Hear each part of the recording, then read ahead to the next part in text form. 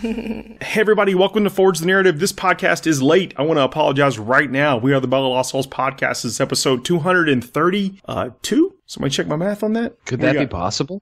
Yeah, it could be. We got Chris Morgan. I will do penance. And Val Heffelfinger. I wave penance. And I'm your host, Paul Murphy. We are going to be talking about some Necrons and also a little bit about our Adepticon recap, the experiences we had there, such a fabulous tournament. Jumping right into the Necrons, I want to go ahead and say that there is a typo in this book. I know that this stuff Stop the presses. It comes up every now and then. In the back of the book, where they go over the point values and they list out all the categories of the unit entries, death marks, and Lich Guard are listed in the troop section. Dun, dun, dun. So I can run them as troops then?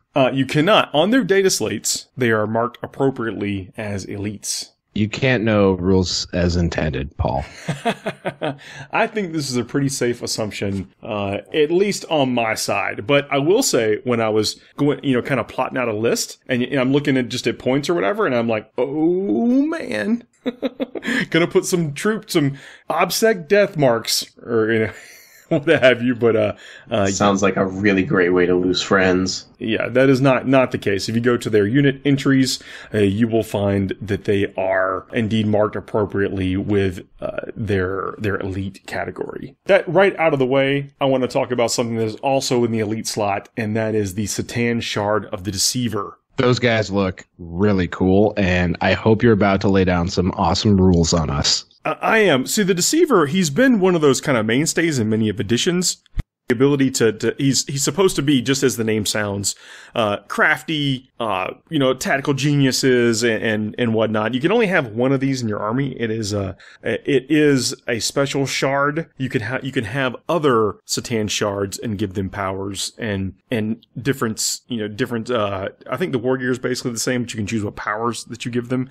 And the powers, they're not psychic powers. They go off in the movement phase largely. I think they may even be all in the movement phase, so that's good to know. Because when I was reading over them the first time, I'm like, how do they cast these powers? Oh, they just go off. When do they go off in the movement phase? And as we know, the timing of phases is very important in this edition. I think, if I'm remembering correctly, at one point the Deceiver actually tricked us all during 3rd edition into thinking that the Satan were ruling the Necrons instead of vice versa. He might have. I also believe that, what's his name, the guy from the Tau? Arnval? Arnval, yeah. Is the Deceiver? That would be very deceptive. I've seen Farsight's, like his sword, people saying that might be a piece of Necron tech. I haven't heard this Arnval Deceiver stuff. It looks like Necron tech to me, but if you think about it, who'd you just say? Farsight and Arnval don't get along together. That is very true. I will say I have heard several different reasonings for Farsight's longevity in relation to that blade. As much as it looks more Necron than Chaos, I have not heard of a Necron blade that extends life, only one that ends life. Could be like Star Gods. So the Star Gods themselves, we only know a few of them. I don't think we know all of them. Could be like a portrait of Dorian Gray type thing going on, where he just keeps his sword in his drawer and it just keeps getting more beat up, and he just starts looking younger and younger as time goes on. That's a good point. So back to the Deceiver, he is an 8-wound character, which is very good. Obviously there are some power. There's power in that, the strategy in that, as in you can't target him unless he's the closest target. He has Dread. Your opponents must add 1 to the morale test for enemy units within 12 inches of the Satan Shard of the Deceiver. But this is the big one. He has the Grand Illusion. At the beginning of the first battle round, but before the first turn begins, you can remove the Satan Shard of the Deceiver and up to D3 other friendly Necron units from the battlefield, then set them up again more than 12 inches from any enemy models. If you do so, these units cannot charge in your first turn. Yeah, that's the same as in the Index. This ability to move units closer, or farther away. Like, I don't want to have it be lost. You can move these guys, you can move the units further away, but you can move them just outside of 12. And there's going to be a lot of shooting power in this army, especially in that close and mid-range. Yeah, I think that's an excellent point, because not only is there some redeploy, what would you call it, fake out strategies that you could use with this. Especially with like the Mefrit Dynasty AP -1 to all of their weapons, dropping a shard of the deceiver with some heavy-hitting, rapid-fire weapons could be very telling. He does get 2 powers of the Satan that you get to choose. So that's going to also be interesting if you can find ways, because you'll be able to kind of really determine what's best for your army. And then he has the reality unravels. If he reduces 0 wounds, he blows up on a 4+ and does D3 mortal wounds to things within 3 inches of him. It's worth noting that the deceiver knows 1 more power in the Codex than he does in the Index. So he has 3 powers in the Codex? The Index? In the Index, he has 1 power. Oh, he has 1 Codex, power. He has okay, 2 so this, powers. he knows 2. He can manifest 1 power and knows 2 in the Codex now. Yeah, it says the Satan shard of the deceiver knows 1 power of the Satan.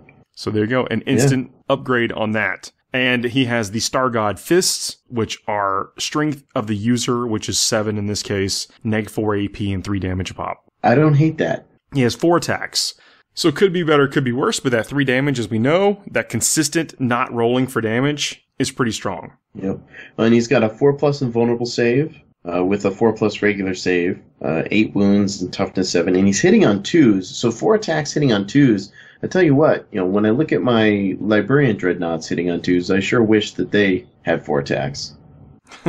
That's a good point. The Nightbringer, similar profile stat-wise, he has the Gaze of Death, which is Assault D6, -4 D3 damage. The weapon wounds on a 2+ unless it's targeting a vehicle, and in that case it wounds on 6.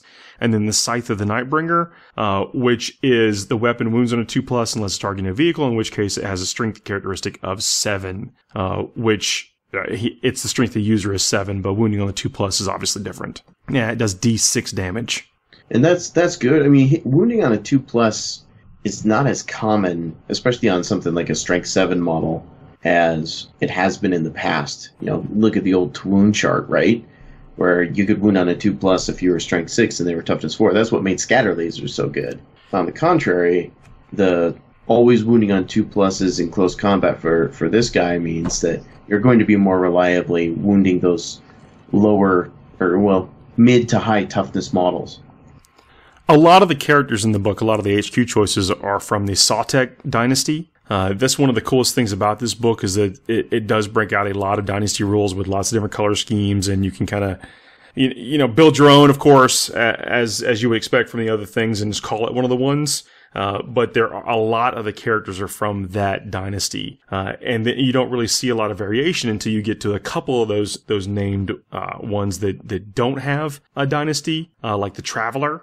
He has no bespoke dynasty, and is an overlord. And I want to talk about these overlords and lords and the destroyer lords in the Cryptek, because these are kind of going to be the backbone of the army. If you ask me, I shouldn't say backbone. They're gonna be kind of the engine in your army, I believe, and the backbone is going to be the things like the warriors. My impression is there's a tremendous amount of selection in sort of those buffing character type units. So I'm excited to hear more about this stuff. So, just real quickly before we leave the Deceiver, he's 225 points, and the Nightbringer is 210 points. So if you were just looking at them side by side, I really think that for 15 points, you're getting that redeploy ability. Their offensive power on my initial read here seems to be pretty similar. But that defensive power with the redeploy could also be an offensive power. It's just a all around utility power. You're not paying that many points for it, where you just look at them side by side. Yeah, I can see that. Now, what is the Deceiver's point cost in the Codex? He's 225 points. Okay, so he stayed the same points cost, and in my opinion, got just a little bit better knowing more Satan powers. So the Overlord, as you know, that's the Necron dude. He's got the Staff of Light, which has an assault shooting capability at short range, and his major ability is the My Will Be Done. At the beginning of your turn, choose a friendly Dynasty infantry unit within 6 inches of this model. Add 1 to the advanced, charge, and hit rolls for this unit until the beginning of your next turn. A unit can only be chosen as the target of this ability once in each turn. I think that's pretty big. That's adding 1. That's affecting the die. And that anytime we see that, we perk up. But this is on a character whose base points are 84 points. to be able to pick one unit and buff it. So that's different. It's not just a straight area of effect that's every unit. He does have to target a single one, but I think it's a good ability. So now this was a benefit to their movement and their to hit, basically, right? It is advance, charge, and hit rolls. So in the shooting or the assault phase. Yeah, or fight phase. And you said it was Enricure the Traveler? No, this is the Overlord ability. He happens just to a be generic Overlord. Right, Okay. and he happens to be an Overlord. He has the My Will Be Done ability. Okay, very cool. Yeah, the base cost for an Overlord in the Index is 101, so those guys got a discount. That's a bit of a discount. It's a 5-wound character with a 4+ invulnerable save, who also has a Resurrection Orb. If the model has a Resurrection Orb once per battle, immediately after you have made your Reanimation protocols, roll at the beginning of your turn. You may make Reanimation protocol rolls for models from a friendly Dynasty infantry unit within 3 inches of this model. So it's another Reanimation protocol. What does a Resurrection Orb cost for that? It's 35 points. Yeah, that's the same as the Index. If you get back a couple of models, yeah, you paid for it. Probably worth it. He may take the Resurrection Orb. Doesn't have to. Now, right under them, you've got the Lords. And the Lord's Will, that's their special ability, is reroll wound rolls for one friendly Dynasty infantry unit within 6 inches of the model. I think it's important to point out that this is Dynasty infantry units, and so there may be some units in the Codex that are not infantry. Like, for instance, Tomb Blades are biker units, and they are not infantry. Good clarification. I don't think I caught that on my first pass, and so in my mind, one of the decisions in the Codex was whether or not you take Tomb Blades or Destroyers, and knowing how these buffs stack and just how many characters you have to buff the units may influence your decision. We'll talk about that more in just a minute. The Destroyer Lord is a little bit different. He has the United in Hatred rule, as that you may reroll wound rolls of 1 in the shooting phase for this model and models from friendly Dynasty Destroyer and Dynasty Heavy Destroyer units within 6. So this Destroyer Lord, you pay a little bit more of a premium for him, but he buffs all destroyers and heavy destroyers around him and not just one specific unit that you target. And considering that he's one of the few models in the Necron HQ lineup that can actually keep up with destroyers, that makes a lot of sense to me. Yeah, and all these guys have living metal. This is one of the army-wide, I shouldn't say army-wide, but one of the kind of special abilities of a lot of the HQ choices, the single model things. And that is, at the beginning of your turn, the unit regains 1 lost wound. The Destroyer Lords can get the Phylactery, and then they pay for it, but then they get D3 lost wounds back. Sorry, I don't know if you can hear the sound of my head shaking. Well, they have 6 wounds to start. And I think that's kind of important, their wound capability. We'll talk about the Crypteks in a second, but while we're talking about these kind of infantry commanders, I want to talk about the Catacomb Command Barge. I think that we're going to see this a lot. It's an 8 wound character, so meaning it is a vehicle, but it's a character. It's got fly, so it can move 12 inches. It can actually move faster than the destroyers. It can almost keep up with other things like the Tomb Blades and Wraiths and stuff if necessary. But it has the Wave of Command. At the beginning of your turn, choose a friendly Dynasty infantry unit within 12 of the model, and that's the add 1 to all those things we talked about before. But it's a 12-inch range instead of the 6-inch range. Just one of those things that should factor in your strategy. You're able to move them up and still affect things behind you in the first couple of turns of the game. When we're reading all these rules that allow them to, circle around buffs and specifically bring back models and all the stuff in the HQs that actually help them bring back models, I just wonder about, impending FAQs and, say something like Poxwalkers maybe gets, limited down a little bit more. I wonder if you see Necrons becoming that kind of unkillable horde army, because it seems like everything they've done in these rules so far is just to make them that relentless, unkillable horde. Well, the quantum shielding on this command barge is pretty strong. I believe it's the same it is in the Index, to where you roll a die, and if you roll under the damage suffered, then you don't take any damage at all. So and then if you do, he gets 1 back anyway. Yeah, he does have the living metal. The fact that you get the Catacomb Command Barge and it comes with the Lord abilities, even in a bigger range, and with I look at things like, what if I were taking an Overlord, how many points would I pay to get those 3 additional wounds? And we're talking about base points cost here. The Overlord is 84 points, and the base points on the Catacomb Command Barge, this doesn't include War Gear, is 138 points. That's definitely something you got to take into consideration. Yeah, so what are you paying for those? I mean, you're paying, 50, 60 points for 3 additional wounds and extra movement? It's probably extra toughness as well. Am I correct? The toughness on the Catacomb Command Barge is 6, so yes, you would be paying for some extra toughness. And you also get the additional range of the bubbles, like you were saying. I guess, yeah, rather than diversifying across multiple models, you're basically paying 50% more for 50% more in the same model, right? Yeah, and I think that matters, especially if you're trying to do things like protect, slay the warlord, or you really want that buff to be alive as long as it can be. Yeah, I mean, you got to think that as long every round you're going to be able to make the most out of some unit. Even if your opponent pounds down one unit, you may have one in the back that you could then move up and maximize that buff from. Now, just to be extra clear, because I'm looking in the index here on the Catacomb Command Barge, you talk about protecting the character, but it doesn't have the character keyword anywhere in here.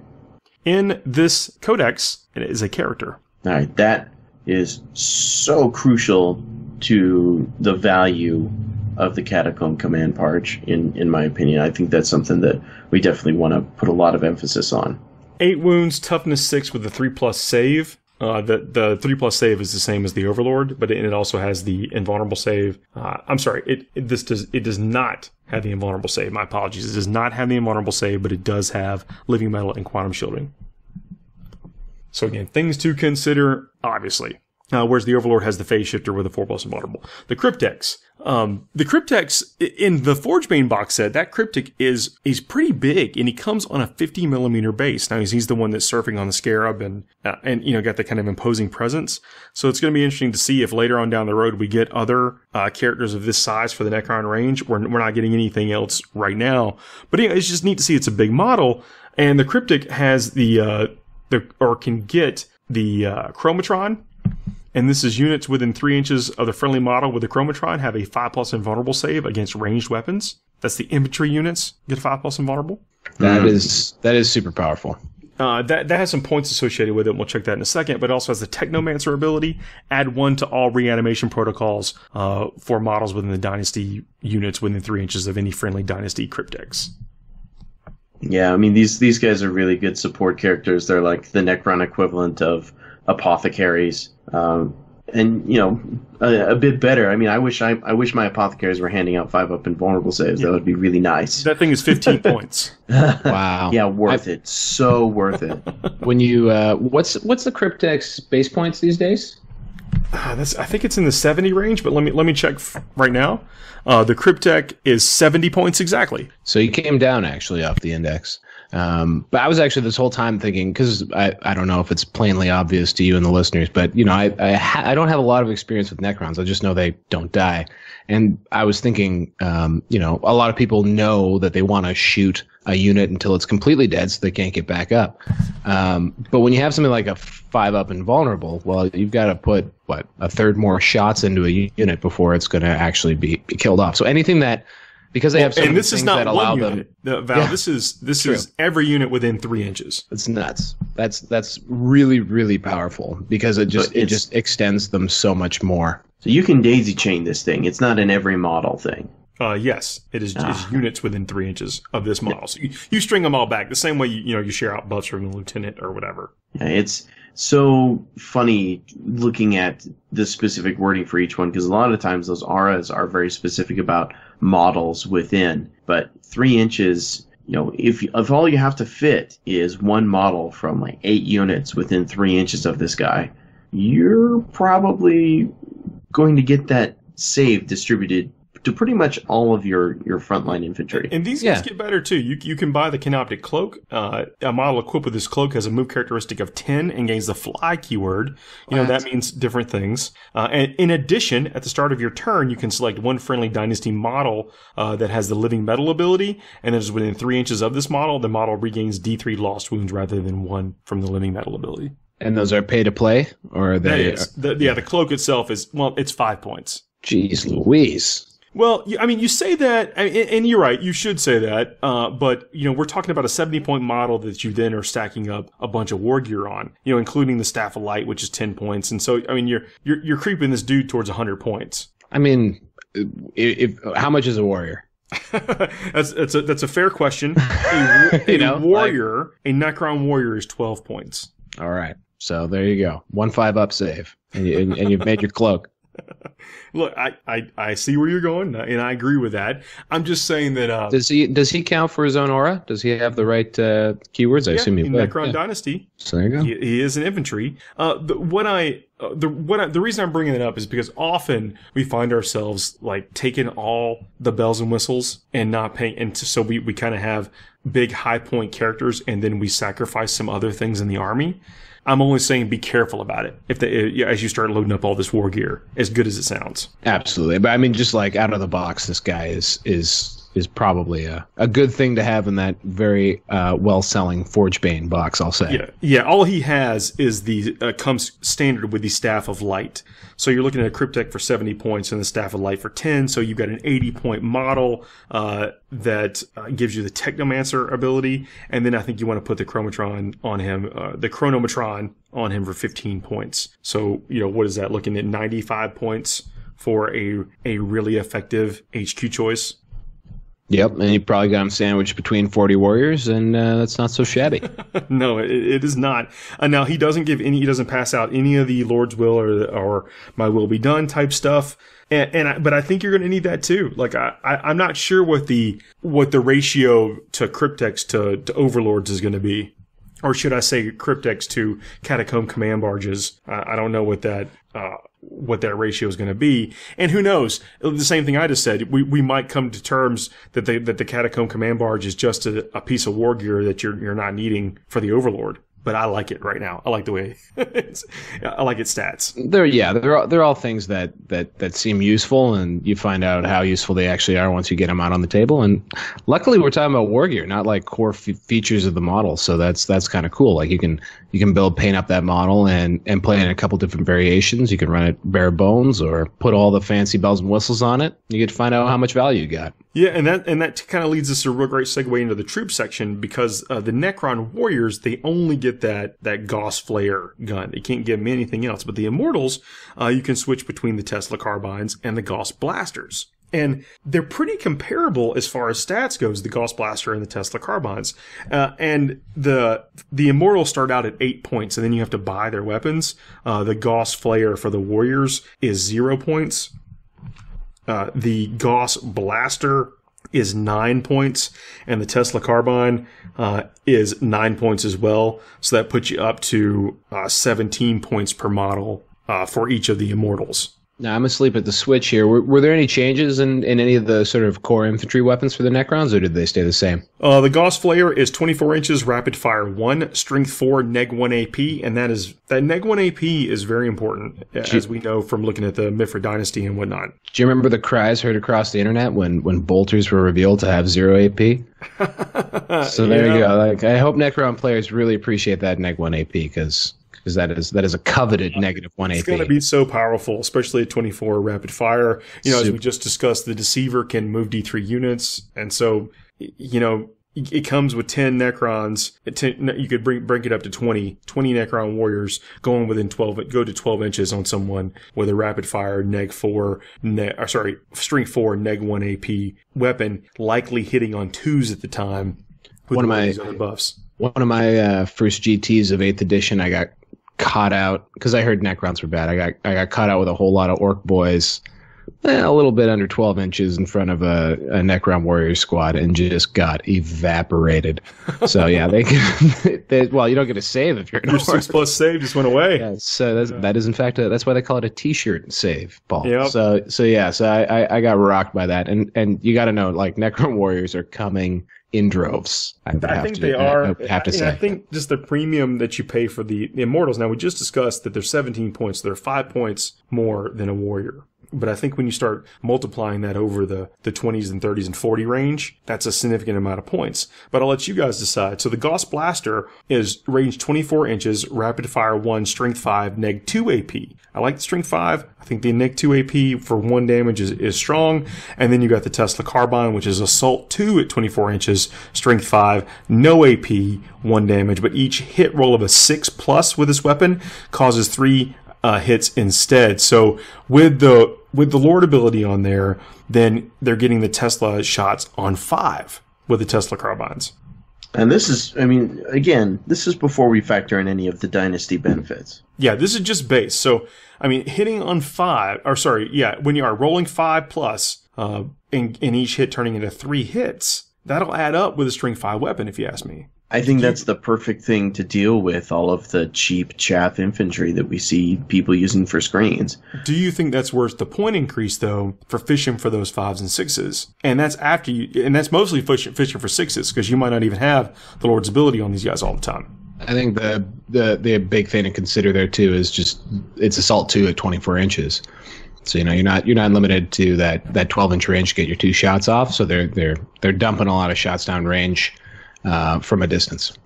Well, I still have flashbacks to the horrible Tesla crisis of 5th, 6th, and 7th editions. More so, I guess you could say 5th and 6th. I had a bad experience, but you know, even when jinking, being able to re-roll the hits, and how many times I saw those 6s come up on the they're not the command barge. They're what are destroyer arcs, or what are they called? The ones that come from the same kit. I know what you're talking about. Yeah, the flyer. Yeah. So anytime I saw that re-roll, it would always come up on a 6. Barge, which had that, and then there was the night sides. Yeah, all of that, not my friend. So I want to point out that for models like Poxwalkers, which are kind of a little boogeyman nowadays in terms of chaff clearing, where they're pretty much always only ever going to get that 5-up ignore wounds anyways. Maximizing the number of shots over AP is going to make a difference. But if Poxwalkers aren't terribly prevalent in your meta and you're dealing with things like Guardsmen, dudes with 5-up saves, maybe hanging out in cover, then all of a sudden you're looking really good, with the Gauss and the negative to the AP. What were we saying, Val? Oh, I was just trying to do some math, but my brain only works so quickly. I was just trying to look to see how many with that buff that you were talking about, how many extra hits you're going to be getting. And on a unit of 10, I'm seeing about almost 20 extra hits. Plus the I guess there would be, something like 6 that would come up on 3s and 4s. So yeah, that's a fair amount of hits. And then on the strength 5, you're wounding the most infantry, on a 3 from there. Did you mean 20 hits total, or did you say 20 extra hits? Well, it'd be a third. Well, it'd be on a 5 or 6, so a third of the hits. So of the shots of 20, a third of 20 shots result in 3 more hits. And did you factor in they'd be hitting on a 2+ as well? No. So how many hits total? More than that. A lot of hits is what. A lot of hits. Yes. Okay. By factor that basically so many that it may not matter that it doesn't have a negative AP. And so I think the one saving grace, as an opponent of Necrons, is that these guys are limited to units of 10 at the very least. They are, yeah. So they're easier to wipe, I think, is the key there, that you'd be able to gun them down more reliably. They are leadership 10, but we know that when you take, in this edition, you're almost as somewhat of a liability when you take 10-man squads, and that's kind of what I'm worried about with the warriors too. I mean, 20 warriors saved on a 4+, only toughness 4. You're going to lose a lot of wounds. Sure, but you got 5 of them involved. So you'll lose a third less. You'll lose a third less. And when do you get back up? It's after morale, I assume. No, that is a very good question. So reanimation protocols roll a d6 for each slain model in this unit at the beginning of your turn. Well, that's some bookkeeping. Do not roll for models that have fled the unit. So if you lose people to morale, then they're gone for good. That's an interesting way to go for Necrons. I guess if you scare a soulless robot into running away, there's no coming back from that. It's on a 5+. The model's reanimation protocols activate, and it's returned to this unit with its full component or complement of wounds that is also going to be relevant. Shaking my head. I don't know if you heard it. It's great for radio. When the model's reanimation protocols activate, set it up in unit coherency with any model from this unit that is not returned to the unit as a result of reanimation protocols this turn and more than 1 inch away from enemy models. If you cannot do this because there is no room to place the models, do not set it up. You can make reanimation protocols for this model again in subsequent turns. You can make rolls again for that if they don't make it. So does that mean it's impossible to daisy chain them? It is. So if you kill a unit of warriors down to one model, they can only bring back as many as can sort of fit around them. That is the case. Yes. That's interesting. Haven't seen anyone play it like that before. I wonder how many times you're going to run out of space, even with a roll like that, though. You know what I mean? Well, I mean, it wouldn't take that many. I mean, they're on 32s, aren't they? They are, but you can fit a ton of models around a 32. I mean, do it right now. You're looking at 10, 15 models. So do the bases have to be wholly within? I kind of just within it. Was it an inch that you said? Within, yeah. It is models or reanimation protocols activate set up in unit coherency, so it's 2 inches. So yeah, that's doable. That's pretty doable. Well, a 32 millimeter base is more. It's 1.25 inches. So but I guess if it's within, you get 2 rings around it. I don't know. I'm just saying. I'm not sure that you can fit 19 warriors around it. It's worth knowing how the rule works. So when that comes up, you can mention it. Yeah, that's a good point. I feel like if you make 19 warriors come back in one roll for reanimation, then you probably just deserve to have them all. You know what I mean? Well, I just mean like a lot of people are getting super excited about just the amount of like there's other abilities that allow you to have reanimation rolls, like say in the movement later on. I guess it's in the movement phase, and I think the barges are in the shooting phase. I'm jumping the gun there on them, but if you've already reanimated a ton of dudes back, you may not have room to do it. So for things like the resurrection orb. That lets you do it again. You get to basically do a second pulse. Yeah, and this is essentially the same as it was in the Codex, and it's restricted to the turn as well. But you're saying in subsequent turns, like you can bring them back? Is that what it says? You just keep rolling. Yeah, so that's funny. Yeah, all right. Yeah. Roll a d6 for each slain model from this unit, unless it's been completely destroyed at the beginning of your turn. You just don't count the fled ones. Fantastic. There's a little bit of bookkeeping there, so you got to keep an eye on these sneaky Necrons. Slippery. Maybe you make a special die. You get a special die. I'm perhaps Games Workshop will bless us with some reanimation dice. I think the Wraiths stayed largely the same. 12-inch move, 3 attacks, 3 wounds, 3+ invulnerable save. I want to say their attacks got better. Something about them got better. I have seen that. 3 attacks in the index. In the index they have 3 attacks. 3 wounds, toughness 5, strength 6, 12-inch move, 4+ regular save. Does the transdimensional beamer, is it still heavy D3? Is that... Yep, 12-inch heavy D3, strength 4, AP -3. Vicious claws are neg 2 AP, 2 damage apiece. There you go. They are neg 1 AP. There we go. 1 damage. 1 damage? 1 damage. Well, that is a crazy improvement. That sounds approximately twice as good. You say you're not good at math on the spot, but you're really stretching my belief in that with that. The Wraiths are 55 points apiece. Oof. And especially with a 3+ invulnerable save. I mean, it's been true forever, but Wraiths are so hard to shift sometimes. The whip coils are also neg 2 AP and 2 damage apiece. Yeah, that's also different. That is much better. Now, I think you pay for those a little bit more. The whip coils are 9 points. Now, do they have any effect on like enemy models or anything like that? Do they prevent, or do they do anything about what they do first? If the model is slain, it can still make its attacks. Like if it's killed before it gets to fight, you can make attacks with the whip coils. One of the biggest things I find creepy about the Wraiths is just and actually I find even the wording a little bit condescending. The model can move across models and terrain as if they were not there.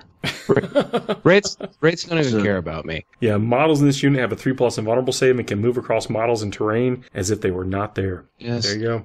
Floating down the hallway. Models in this unit can shoot and charge even if they fell back this turn. That might be new. What's under the Wraith form there? Yeah, that's new. Oh, really? Yeah, that's new. I told you they got good. I thought that was the same. Oh, maybe I'm thinking about something else. But yeah, they can shoot and charge even if they fail back this turn. I really dislike these things again now. I'm just going to come out and say that if I see them on the table, it will make me extremely unhappy. I hate things that do 2 damage. Yeah, it pretty much blanks Sanguinary Guard, especially that Neg 2. Yeah, them and Primaris Marines. And Primaris, exactly. Yeah. So the big debate, at least internally for me, is because I like the rules for destroyers and I like the rule for Tomb Blades, but I think they perform kind of different things. The Tomb Blade is a 14-inch move. It's got 2 wounds apiece with a 4+ save. It's got the Reanimation protocols, which is nice, and then the evasion Ingrams. Your opponent must subtract 1 from hit rolls that target this unit in the shooting phase. I think that's pretty good. You can give them Shield Veins. That's a new rule as well. Well, that's pretty good. So the models with the Shield Veins has a save of 3+. You have to buy those. It doesn't come. They come standard with a 4+, and you have to buy the 3+. Has a Shadow Loom. A model with a Shadow Loom has a 5+ invulnerable save. That's something else you have to buy. Any model may take a Nebula Scope or a Shadow Loom. The Nebula Scope is models do not receive the bonuses to their save for being in cover against attacks made by a model with a Nebula Scope. They do get the Tesla Carbines. So each roll of a 6 with this weapon causes 3 hits instead. Or you can give them the Gauss Blaster or Particle Beamer. And I will note that this is the guy that's not impacted by that buff, like you were trying to say before. Yeah, he is not an infantry unit. Yeah. And it is any model may replace its 2 Gauss Blasters with 2 Tesla Carbines or a single Particle Beamer. Particle Beamer is Assault 3, Strength 6, 1 damage, no AP. I think 2 Tesla Carbines on these guys is probably what I'd want to do. But at the same time, they don't get that buff for being an infantry. So the Gauss Blaster in that case may be pretty good with this Rapid Fire 1 at 24 neg 2 AP. Depending on how it all points out, I mean, really 2 Tesla Carbines is the same as 1 Tesla Carbine with the +1 to hit, as far as extra shots is concerned. Oh, I guess you're right. For as far as the there you go, I'm with you on that. And then the destroyers, and then the heavy destroyers have the Gauss Cannon and the heavy Gauss Cannon respectively. The Gauss Cannon is 24-inch, heavy 3, strength 6, neg 3 AP, D3 damage. The heavy Gauss Cannon is heavy 1, strength 9, neg 4 AP, D6 damage. They've got the Hardwired Hatred rule. You can reroll hit rolls of 1 for this unit. Yep. I mean, it's the equivalent of what the old Hatred rules were. And they can move and fire their weapons too. Or preferred enemy, I should say. Then the heavy destroyers, same thing, heavy Gauss Cannon. That's what they've got. If you have at least 3 destroyers in the destroyer unit, then you can take a heavy destroyer in place of a destroyer. I gotta tell you, I'm noticing something about this book, and it's something that kind of makes me think back to older editions with Necrons, is their ability to cleave through armor. I mean, there are a lot of weapons here that have an AP of -4, and when most vehicles, I mean, aside from Land Raiders, Spartans, anything of that caliber, most vehicles have an armor save of 3+. You are ignoring armor on the majority of most vehicles. Yep. That is strong. Speaking of ignoring armor and doing armory things, I want to talk briefly about the Cryptek spiders. These things you can get the Gloom Prism. The Gloom Prism has been something, forever that has done something against Psychic powers, and they've kept it. And what we've seen, or what we didn't see in the Tau Codex, was a way to do anything against Psychers. The Necrons at least have this Gloom Prism you could possibly take that gives you the ability to deny one Psychic power. Lack of psychic defense in the Tau Codex has me in a Gloom Prison. You get it. You get it. And they your psychic defense is excessive numbers of pulse blasts. Especially on that carbine. Anyway, moving on. Sorry, didn't mean to derail. No, it's all right. So they get the Fabricator Claw Array at the end of your movement phase. A model equipped with the Fabricator Claw Array can repair a single Dynasty vehicle model within 1 inch. The model regains D3 wounds lost earlier in the battle. It can only be repaired once per turn. And when we start kind of thinking about what are the vehicles in this book, and that's things like the Annihilation Barge, which I think we were talking about earlier with its volume of shots, the Monolith. Got the Doomsday Arc still, and the Ghost Arc, and then that giant. What is it? It's the the Tesseract Vault and the Obelisk. Yeah. The two Lords of War choices. Yeah. Yeah, big, weighty things. And I think, Val, you wanted to talk about the Ghost Ark's repair barge ability. Actually, can we just swing through Doomsday Arc just for a quick second? Because these things it's an upside down one of the barges. And it's just got this massive, hilarious gun on it. It's like the Death Star. It's the compensator. In 40K. I love this thing, and I'm wondering, has there been any shift or change in it? Because it's really, really an awesome thing. I don't know what it used to be, but you can fire the Doomsday Cannon at low power or high power. At low power, it's 36 inches, heavy D6. Strength 8, neg 2 AP, D3 damage. High power, it's heavy D6, strength 10, neg 5 AP. That's like AP go home for everyone. It got way better. D6 damage. A model can only fire the Doomsday Cannon at high power if it remains stationary in its preceding movement phase. So I don't know if this makes it good or not, but that's besides the point, really, because it's called the Doomsday Arc and it has a Doomsday Cannon. And yeah, it's low power range went up 12 inches, and it went from heavy D3 to D6. So that's something. And the same thing goes for high power. High power was already 72 inches, but it's a heavy D6 weapon. I like where they're moving things from D3 to D6. I would have loved to see more 2D3 stuff just to lower the variability. Yeah, definitely. But I'll take the D6. Yeah, sure enough. So jump into the Ghost Arc. It has... You can put Gauss Flare arrays on it, which is rapid fire 5 at 24 inches. What does that even mean? Rapid fire 5? That means 10 shots at 12 inches. That's pretty sweet. And it has 2 of those. It has 2 Gauss Flare arrays. So what you're saying is it's got the DACA. It's got a bunch of shots. And the repair barge, you can make reanimation protocols for any slain models from units embarked on a Ghost Arc, even though those units are not on the battlefield.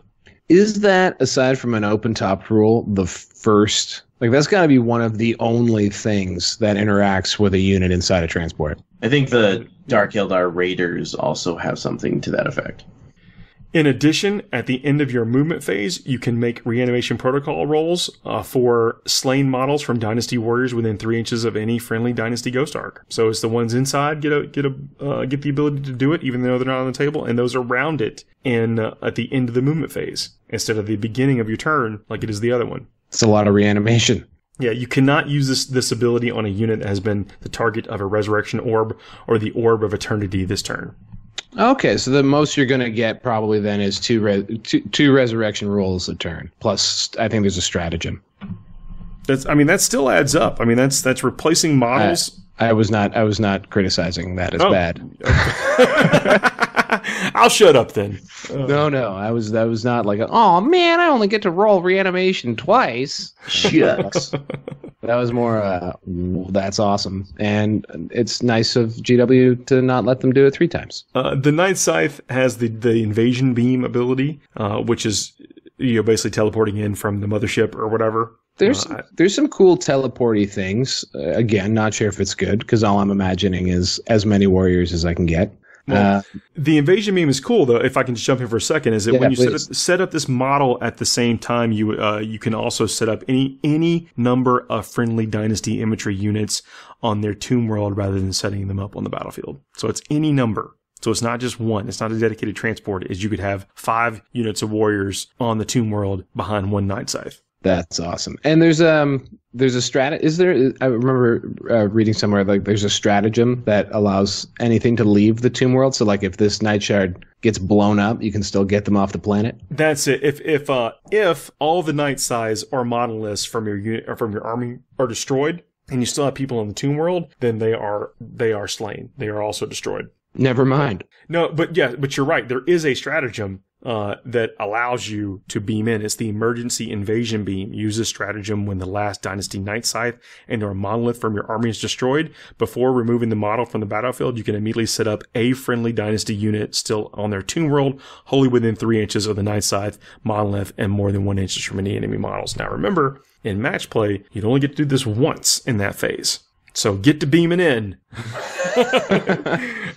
Beam soon and beam often, So this is an unlimited transport, basically, right? It is, yeah. And it also helps you manipulate your deployment drops for when that matters. Infinite, which is awesome. So you've got an infinite amount of army inside this thing, chilling back on the tomb world. And when they get disembarked, they just have to normal disembarkation rules. They just get out. No, if they're on the tomb world, they're gone. But if you do the emergency invasion beam, then you can set them up. You set up. I think what he's just talking about is how you put these guys on the table. Yeah. I mean. Oh, right. Okay. And yes. one of the things I think is a nuanced part of using this model is that when you drop it from orbit, if you were to try and drop it like any Alpha Strike unit, you have to drop it at the end of the movement phase. But if you want to get anybody out of it, you have to do it before the model moves. So you're not going to get something out the turn that it drops in. And another thing to note is that when you do get models out of it, they just have to be at an inch away from enemy models. You don't have to do the 9 inches. So if you miraculously are able to get this thing close enough to where you're dropping these things in, like say some not tomb blades, what am I thinking of? Some of the Praetorians or some of the more beefy combat monsters. That kind of stuff. Yeah, that sort of thing. Close enough, then all of a sudden you've got a threat that you can push up in somebody's face, because models that are coming out of that are going to likely have the distance or the ability to cover that distance between them and the enemy unit and engage. Yeah, and when you put them on the ground, they have to be within 3 inches of the Night Scythe. So you are right. You got to sling this thing across the table and kind of cross your fingers. But I mean, you don't have to sling one. You could sling a couple. I mean, it does have going for it that it's toughness 8. Surprisingly, this is only a 3+ save model. I was assuming that the monolith would be a 2-up save model where it's seemingly Land Raider equivalent. I mean, it's got extra wounds and all that. Yeah, agreed. I guess the next big thing here you have to kind of investigate is this Tesseract Vault or the Obelisk something you should consider? Now, remember that this model does come with the Transcendent Satan, and those Satan powers are nasty, and the Satan itself is a heavy support choice. The Transcendent Satan that you can take independent of the Night Scythe. I'm sorry, the Nightbringer and the Deceiver. So something to consider while you're building your collection. But then we have to ask ourselves: is the Tesseract Vault and its counterpart any good? It's a lot of points, the Tesseract Vault, but it does have 28 wounds. And it can fire. A Tesseract Vault is a single model equipped with 4 Tesla spheres, and each Tesla sphere is Assault 5, Strength 7, and then each roll of a 6+ with this weapon is 3 hits instead of 1. So 4 Tesla spheres is 20 shots at Strength 7 that generate extra hits. So you're probably looking at, on average, another 12 extra hits. And this model gets the power of the Satan. The model knows 4 powers of the Satan. It can use a number of different powers of the Satan equal to the number in the damage table above. So at full capacity, from 15 to 28 wounds, you can use 3 powers of the Satan. And I'm sorry if you covered this earlier. I know you were talking about them, but were the powers of Satan kind of like the psychic powers? Did they get another 3 when they went from Index Codex? They have 6, and we haven't covered them yet, but they're basically like all mortal wound shooters. Mortal wounds, I mean, I claim to be somewhat knowledgeable about 40k, but I feel like mortal wounds are good. If you can find a way to get many mortal wounds in your army, you are doing something right, I think. I think it's also worth noting on the Tesseract Vault that in the Index, at least, it's toughness 7. It's toughness 7 here, but it does have a 4+ invulnerable save. Now that adds some to its durability. I don't see the 4+ invulnerable save in the Index here. This has the trans-temporal force field, giving it a 4+ invulnerable save. Yeah, that is not in the Index. The Obelisk, on the other hand, is toughness 8. The Obelisk is also toughness 8 in the Codex with 24 wounds. It has a gravity pulse. That's its big thing. At the start of your shooting phase, roll a d6 for each enemy unit that can fly and is within the distance specified in the damage table. On a roll of a 6, that unit suffers d3 mortal wounds. Okay. Yeah, if it was going to be per model, that could actually be somewhat interesting. Yeah, I'm it has not the sure Tesla this spheres is also. I think the Vault is the better option here. Let's take a quick break, and then we'll come back and we'll talk about those Satan powers, and that'll probably round out our Necron coverage for this week. We'll have more coming up very soon, especially with all the dynasties and how they interact with army lists and stuff. For you folks that are checking out the Warhammer community page and have seen the dynasty rules go up, please let us know what is appealing to you guys and how you're building your list, because this is one of those things. Lots of people have Necron armies because they were easy to paint at the time.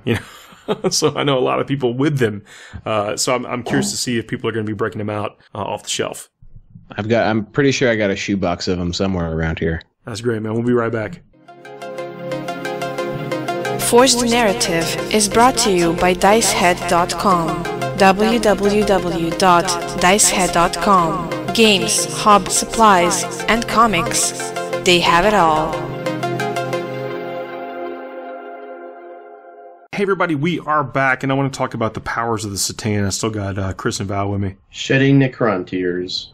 This is what it feels like when robots cry. I'm doing the robot right now. And that makes other people cry. Yeah. Yes, well, it's a good thing we're doing a radio show. Let's just put it that way. So these go off. This is important. So before the battle, generate powers of Satan for each Satan shard unit using the table below. Roll a d6 to generate their powers randomly, like normal. Before the battle, you can instead choose the powers each of these units have. But if you do this, you cannot choose a power for a second time until all 6 have been chosen once each. Similarly, you cannot choose a power for a third time until all 6 have been chosen twice each, and so on. So that's different than we've seen so far. Well, it's nice of them to mix it up a little bit. I was actually just thinking while you were talking, I think it would be kind of stylish if you just rolled for your psychic powers, even though you don't have to anymore. But see, now if you roll for the Satan powers, then you could get, maybe one of the beefier ones, a little bit, more often. And we were talking about the Tesseract Vault that has 4 powers with the Transcendent Satan inside. The pick versus roll, I think it gives you an interesting choice. I think you need to be rolling on these powers. Well, we'll see how that plays out. You're a gambling man. Yeah. We were talking in the break about this. Well, if I think if you only have one, like you have one Satan on the table, then you just pick the powers that you want and move on. But if you have a couple or a vault and a couple of Satan, then you're in that range of maybe I need to roll these powers and just hope to get lucky. Also, I guess I immediately wasn't really thinking, these are not psychic powers. I assume you could use the same one more than once? Well, you can, yes. They're not psychic powers. So if you got the same one multiple times, you could use it multiple times. Now, the wording in the index is pretty clear that you can choose if you want. You can choose here if you want also, but you can't use the same. You can't choose the same one until it's been picked. I'll read it again. Just here we go. Before the battle, you can instead choose the powers each of these units have. But if you do, you cannot choose a power for a second time until all 6 have been chosen once each. Okay. And so on and so forth. That caveat's very important just because that doesn't exist in the index. Not that would be a problem when there's only 3 powers in the index. But there are 6 now. Yeah, when mortal wounds come into play, I'm sure that GW has an eye on this as, okay, well, if people spam Satan shards to dish out tons of mortal wounds, how can we address this in advance? I think that's how they do it. The powers of the Satan here is the model knows X powers. It can use one of its powers at the end of each of its movement phases. So these go off differently than psychics and what have you. The Transcendent Satan, it actually has a fractured personality, and you roll to tell you what it does. And sometimes it's use 2 powers. Sometimes it's add saving throws. It has some different abilities. It's actually a kind of a neat model if you ask me, or a neat unit if you ask me. But we're on to the powers. So the Antimatter Meteor is roll a d6 on a 2+, the closest visible enemy unit within 24 inches of the Satan shard suffers d3 mortal wounds. On a 6, it suffers d6 mortal wounds.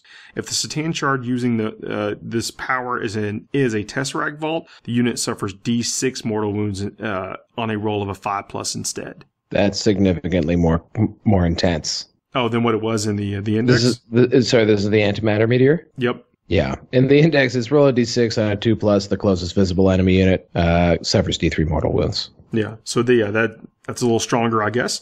Times Arrow is next. Pick a visible enemy unit within 18 inches of the Satan and roll a d6, adding 1 to the result if the Satan shard using the powers in a Tesseract Vault. So you see a theme here, Tesseract Vault. kind of like the amplifier for this. If the result exceeds the highest wound characteristic in the unit, one model from the unit chosen by the controlling player is slain. An unmodified roll of a 1 will always fail. So you're looking, if the result exceeds the highest wound characteristic of the unit. This is interesting. Good. I'm just used to them slapping on 3 extra powers and not really doing anything to the originals, but this one too is worded quite differently from the index. Sky of Falling Stars is the next one. Pick up to 3 different enemy units that are within 18 inches of the Satan shard. Roll a d6 for each, subtracting 1 from the result if the Satan shard is using this in Tesseract Vault. If the result is less than the number of models in the unit, that unit suffers d3 mortal wounds. An unmodified roll of a 6 will always fail.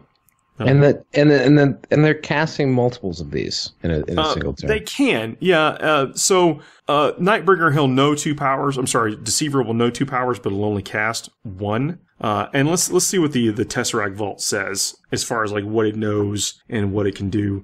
The Tesseract Vault knows, this model knows 4 powers. It can use a number of different powers of the Satan equal to the number in its damage table above. So at full capacity, it is doing 3 powers of the Satan. And I just because the Tesseract Vault keeps coming up, any chance you can say how much it costs? Like what's the price tag on that? Sure. I think it's around 500 points. Okay. So the Tesseract Vault does not include the war gear, and it's $496. But I believe the Tesla spheres will probably be free on that. Yeah, Tesla spheres are 0 points, so it's 496 points. Chunk of change. Oddly specific. I kind of want it to be 490 points or 500 points. Now it's 96. Yes. Cosmic Fire. Roll a d6 for each enemy unit within 9 inches of the shard. Add 1 to the roll if it's in a Tesseract Vault. On a 4+, the unit being rolled for suffers d3 mortal wounds. So you can see, again, dishing out all kind of mortal wounds. Seismic Assault. This one's okay. Pick a visible enemy unit within 24 inches of the Satan shard and roll a d6 for each model in that unit. Add 1 to the roll if it's in the Tesseract Vault. For each result of a 6+, that unit suffers a mortal wound. So kind of a horde deterrent. And it's fair to point out that these can't be denied by anything. There's no deny powers of the Satan. There's no exclusion. It's not like a shooting attack. This just goes off. There's not even any, it's not a 2d6 roll. It's just, you're better in a Tesseract Vault than you are just bebopping around. And then the last one is the Transdimensional Thunderbolt. This sounds good. Yeah. Pick a visible enemy unit within 24 inches of the Satan. Roll a d6. You can only pick a character if it has 10 or more wounds, and or is the closest enemy model to the Satan shard. Add 1 to the result if you're in the vault. On a 4+, the chosen unit suffers d3 mortal wounds. Then roll a d6 for every other enemy unit within 3 inches of the chosen enemy unit. On a 4+, the unit being rolled for suffers a mortal wound. So it's a crack-a-boom, comes down, hits 1 unit, can spread out to others. Can we just take a moment and appreciate just how awesome they named these powers? Like all of them have had cool names. Yeah, that's a little bit of a poetic name. I tell you what, I mean, I've always liked the concept of Satan. I like them better in the older editions, of course.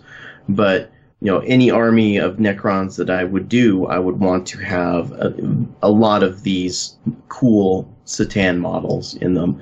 And I just can only imagine how cool someone would say or sound when telling me or anybody else or me telling somebody, yeah, I'm gonna hit you with a transdimensional thunderbolt.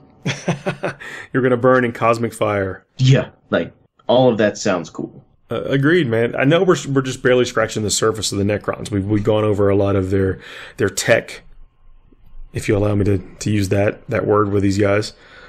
But we haven't got into kind of the nuts and bolts of how you put it all together. And I think, unfortunately, we're kind of running out of time on this one. But I do want to hear what other people are doing with the Codex, because I think a lot of people have these models, like we just said a few minutes ago. Yeah, and anytime you have so many overlapping rules and options like we've gone over today, that's fantastic, especially if it's an army maybe you have in the closet. Maybe you don't have all the things that you want. You can go out and you can refresh it and come up with something cool. That's what I'm going through with my tower right now. So this has got to be exciting for anyone who's got some robits hanging out in their closet. I know a lot of people picked up the Tesseract Vault when it first came out, I think for the Apocalypse stuff. just because it was a brand new release, and the Necrons hadn't had anything for a while, so I know a lot of people got it. I think this is going to be a good excuse to think about bringing it out. Was that in the days where the groundhog would come out of Games Workshop headquarters, and if it saw its shadow, you wouldn't get a new release for another 2 months? I think this was when it came out. I want to say when the Baneblade came out also. I think there was like 2 kits and a terrain kit or something that came out around that time. All I remember is there's like legendary stories of like 5 Leban Russes in a bundle for $150 or something. I don't know. It sounded a little silly. I think this came out around that time. If we can, let's talk real quick about Adepticon too, changing gears. Adepticon was this past weekend. Untold thousands of gamers descending on a suburb of Chicago to roll dice consistently. The convention now starts on Wednesday. I mean, what is it, a 5-day convention? Yeah, we were there for a long time. Well, it's all a blur at this point. Having fun rolling dice. You guys may have heard me on the Games Workshop Twitch stream. I was fortunately allowed to do some commentary for both the 40k singles championship and the Age of Sigmar doubles event. So did at the beginning of Adepticon, someone hand you a microphone and say they were just going to go use the bathroom and just never come back? Like, how did this happen? I mean, it was so cool. I popped in a few times and you were just always rolling on the air. It was great. So happy to be able to do that. And on the team tournament, in round 3 of the team tournament, my team got selected to play on the stream. And it turns out, playing on the stream, I am cursed. I do not do well. I do not do well. Oh, so you're not going to blame power level Tyranids this time, Paul Murphy? No, I will. I blame only myself. I failed 3 warp time rolls in a row on subsequent turns, going hammer and anvil against a guard and custodes army. Probably wanted that warp time. Where they had a shadow sword. So let's just say Mortarion did not last very long in that game. Did they allow you to be the first mic'd up player in Warhammer TV history? They didn't. They still kept things as normal. Although, as our figures got fewer and fewer on the table, I think there was less to talk about. No, it was a rout. It was a serious rout, and we did not win that round. We did bounce back and recovered pretty well. We went on. My team, The Wrong Way Kids, you can check us out on the Adepticon team tournament results. We finished 10th overall and brought down the Best Sports Award for the 2nd year in a row. Hey, well done, Paul. Yeah, thank you very much. It's obviously it's one of those difficult ones to win because there is so many moving parts. I do consider ourselves very fortunate and lucky to win 2 years in a row the same award and a place as highly as we did in the overall standings. Did you use any maple syrup? Did you find some way to grease things a little bit, or was this just all natural Best Sports? This is just mostly natural. Best Sports. I will say, our team this year was a serious group effort. It extended past just our 4-man team event, and one of the members on the team, they made steins that had frosted Wrong Way Kid logos on them, and made like a care package of like a snack and even like a little thing of super glue that we gave away to each of our opponents each round. Now, we didn't do that last year, but we did this year. But other teams do the same thing. We exchange things here. I mean, it's that much of a big event where people are inspired to do that kind of thing. And it's that community, that camaraderie, even intra-team, is really inspiring. Yeah, looking at the pictures of some of the team display boards is pretty overwhelming and wildly cool. We went on to get we had a great display hooked up by one of our other teammates, Miles Hamrick, who's been on this show before, and we've also had him talk about Sigmar stuff with us.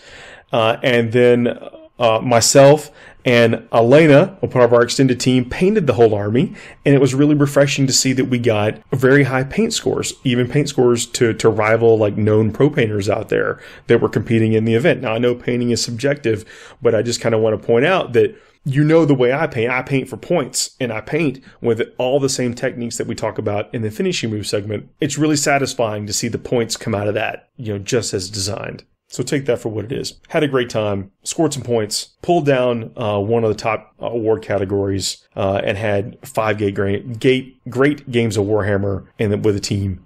Can't wait to go back next year. Well, I've heard the call of Adepticon now for a number of years, and well, I guess we'll just have to see about next year. But the amount of hype both before and after this thing, I think I'm probably an idiot for not going. But yeah, it always sounds amazing, and I also really like how it's not your standard. Like, I'm a competitor. I mean, I play a lot of competitive tournaments. I go to GTs, and usually the GT is the feature. And I think what I really, from afar anyway, think is cool about Adepticon is that it's not just about, a competitive tournament. It's like it's a total experience. So I can see why people are so very pumped up about it. In the hallways and everything, we're playing board games and stuff all weekend for the tournament. This is after we're done rolling dice for 40k. Then there's 1,000 people out there in the halls playing other dice games and board games and stuff all over the hotel and convention center. Yeah, I had a really good time, and I feel like I paced myself much better this year.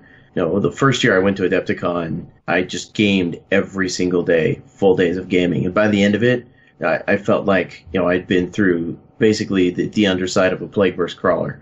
But this year, I gamed and then I took a day, and then I gamed and then I took a day. And it felt just like I was able to more fully enjoy the entire Adepticon experience. You get to walk around, kind of go from group to group and just see what's going on here, see how other people's convention is going.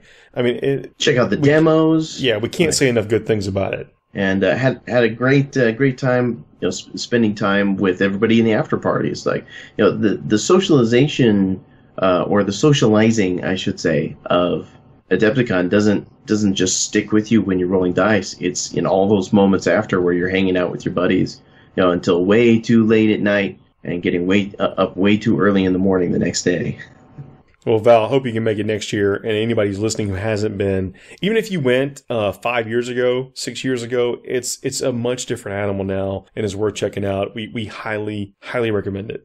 We got a local gaming club here that's, they're not all competitive gamers. They just really love 40K. And I think it'd be great if we organize a trip down, because a lot of those guys, they don't get out of the city. They don't travel for events or anything like that. And it'd be cool for them to get a look at the sort of broader 40K world. Val and Chris, thanks for coming and hanging out with me tonight.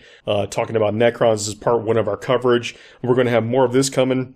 As I mentioned, we're a little bit behind because of the convention and some travel that I've been doing. We might have some kind of releases coming for Necrons and potentially Dark Eldar coming out pretty soon. Plus some more Necron and of course we'll have a part 2 of the Dark Eldar coverage as well. This is a very busy year for Games Workshop, and it's just so great. We're gonna have all these codexes in our hands soon. Another 3 coming right behind. Oh man, can't wait to talk about that new Mega Knight. Dude, Knights, please. Hold please tight, be Orc cool. players. We're thinking of you. Hey. They're coming. Oh, they're out there. Process of They're biding their elimination. time. They got to be coming soon. You think it's going to be great though when they do? Because I mean, there's got to be a reason holding off on things. One can only hope. Well, I got my fingers crossed for you. Anything y'all want to add before we get out of here? No, just thank you for taking me through a stroll through the Necron Codex and for having me on the show. It was a lot of fun. See you guys next week. Cheers.